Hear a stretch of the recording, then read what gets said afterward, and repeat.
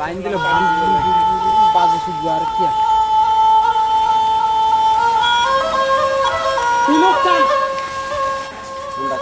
আজকে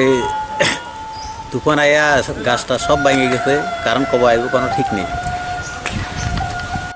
বসুর সময় নিন দোকান বাইকা আটটা tongka prung tong pa amne condition Runis jura condition mani jangui এবং দোকানি বা আচ্ছা তাছাড়া আমি আরো দোকান হয় দিয়ে প্রত্যেক দিন এমনি দোকান খুলিও, কিন্তু পরিবেশ অনুসারে নই, মানে ওয়েদার খারাপ নই, আমি দোকান হয় দিয়ে